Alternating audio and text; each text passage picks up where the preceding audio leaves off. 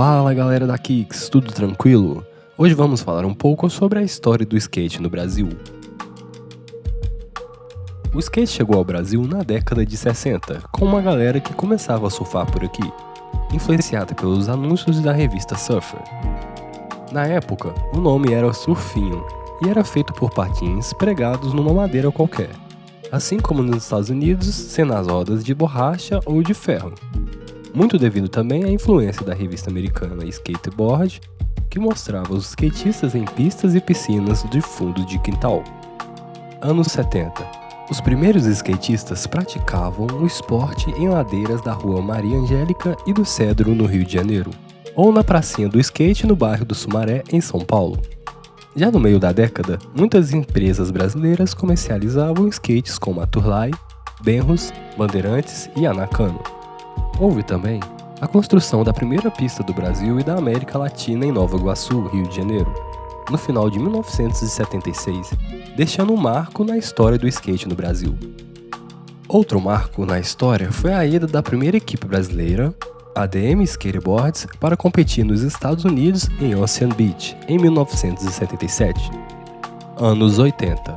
No início da década, quase houve o desaparecimento da modalidade, que sobreviveu graças aos poucos praticantes remanescentes que construíam rampas particulares. Cada vez mais, a marquise do Parque Ibirapuera, em São Paulo, reunia os praticantes de freestyle, tornando-se um reduto do skate paulistano. Todavia, eram conhecidos pela sociedade como marginais e quem praticava o skate não era bem visto. Em 1986, teve a ida de uma delegação brasileira para o Campeonato Mundial no Canadá, ficando na 5ª colocação por equipes, fato que já mostrava o potencial dos brasileiros no skate profissional. Em 1988, um episódio marcante foi o prefeito da cidade de São Paulo, Jânio Quadros, que proibiu andar de skate no Parque do Ibirapuera. E após uma passeata de protesto dos skatistas, ele proíbe que se ande de skate em toda a cidade de São Paulo. Também nesse ano acontece a primeira reportagem sobre o skate brasileiro na conceituada revista Transworld. Nos anos 80, também teve a ida da nova delegação brasileira à Alemanha em 1989 para disputar o Campeonato Mundial, com o marcante 4º lugar de Lincoln Ueda na categoria profissional. A melhor classificação de um brasileiro em todos os tempos até então.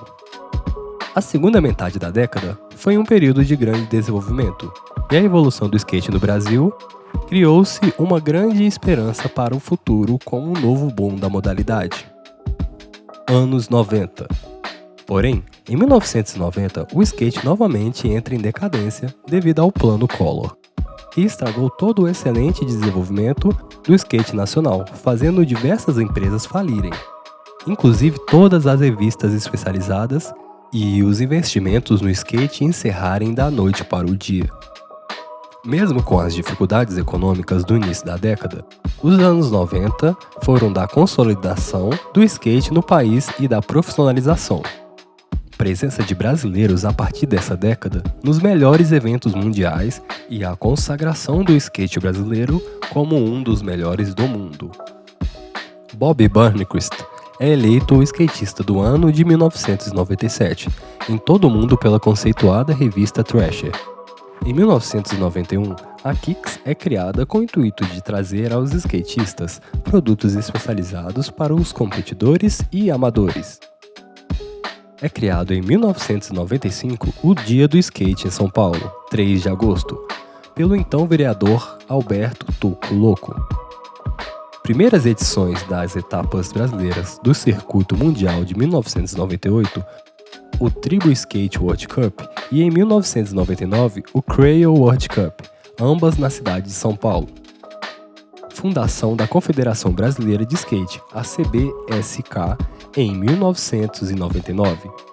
Em 1999, também se criou a categoria Master só para os veteranos acima de 30 anos, um campeonato realizado no Banks Itaguara Club, o primeiro Work Lendas do skate.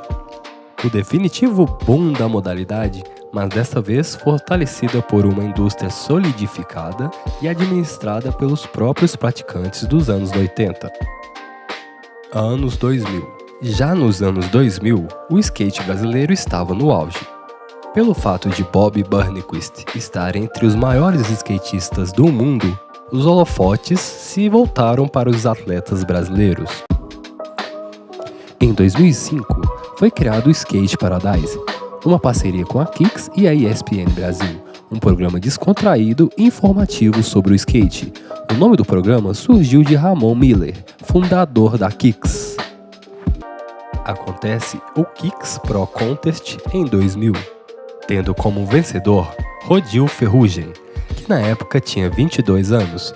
O mesmo recebeu um carro 0 km como prêmio, premiação inédita até então. Mas ele garante que sua maior recompensa, em vez de ser uma conquista do carro novinho, foi a vibração do público. O campeonato Kicks Pro Contest valeu como circuito brasileiro de street skate até 2009, e em 2006 também foi a etapa do circuito mundial de street. Primeiras edições do Latin American X Games acontecem no Rio de Janeiro em 2003 e 2004. Em 2008 acontece o Brasil X Games, em São Paulo. Em 2004, a Kicks foi a primeira empresa brasileira a levar e custear seus skatistas profissionais em circuitos e campeonatos europeus de renome. A Kicks Tour Europa passou pela França, Portugal, Espanha, Alemanha, República Tcheca e Holanda, trazendo mais reconhecimento aos skatistas brasileiros, fazendo a reputação deles mudar de marginais para esportistas profissionais. A Kicks foi a primeira empresa a patrocinar skatistas assinando suas carteiras de trabalho e tendo o skate como uma profissão. Acontece as primeiras edições do Mega Rampa no Brasil em 2008 e 2009, em São Paulo.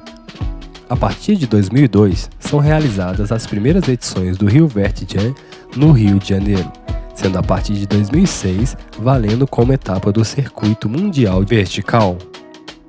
Acontecem a Copa Comunitária de Skate e do Desafio Internacional de Skate, transmitidos pela TV Record em 2001. Batalha no Forte em Salvador em 2006, transmitido pela Sport TV. O Pro Red em São Paulo, com Street Vertical em 2006, transmitidos pela TV Globo. Começam a acontecer etapas brasileiras válidas exclusivamente pelo Circuito Mundial de Street, com o Nescau Energy Street Festival no Rio de Janeiro em 2008. O Cryo World Cup acontece novamente em 2001, em São Bernardo do Campo em 2002 e 2005 em São Paulo. Em 2002, Bob Burnquist recebe o prêmio Laurels Awards de Atleta do Ano de todas as modalidades esportivas e vence o desafio King of Skate. Bob Burnquist é escolhido como skatista do ano pela Trans World em 2007. Depois de articulação da CBSK por 2 anos com o Ministério do Esporte, o Programa Federal Bolsa Atleta começa a beneficiar skatistas a partir de 2008, pagando bolsas mensais. Em 2006, a CBSK contrata o Datafolha para pesquisar quantos praticantes de skate existiam no Brasil, onde os praticantes aumentaram para mais de 3.200.000. Em dezembro de 2009, o número aumenta para mais de 3.800.000 skatistas. Skatistas viram atores de cinema, como Daniel Zatai, Alexandre Chorão e Alan Mesquita, e são destaques em bandas, Chorão no Charlie Brown Jr., Badawi no CPM 22, Marcelo D2, Edu Marrom, Carlinhos Zod e entre outros. Anos 2010. Algumas tentativas de proibição do skate em locais tradicionais como o Museu do Ipiranga e a Avenida Paulista em 2010, Parque do Ibirapuera e Praça Roosevelt, em 2012, tiveram participações importantes do CBSK para que não fossem concretizadas. A CBSK organiza o Campeonato Brasileiro de Street Amador em 2010 em São Paulo, em 2011 e 2012 em São Bernardo do Campo, com participações de amadores, iniciantes e meninas selecionadas nos principais circuitos e rankings estaduais de vários estados. Lançamento do documentário sobre skate brasileiro em 2010, Vidas sobre Rodas, de Daniel Baccaro. Em 2012, a CBSK estabelece uma parceria com o grupo de trauma esportivo da Santa Casa do Hospital de São Paulo, para atender gratuitamente skatistas profissionais e até efetuar cirurgias, algo inédito no Brasil. Acontece mais edições da Mega Rampa no Brasil em 2011 em São Paulo e em 2012 no Rio de Janeiro. A CBSK realiza novos testes de aptidão para árbitros em São Caetano do Sul e Curitiba em 2010, renovando seu quadro de árbitros. E a Kicks faz parte dessa história.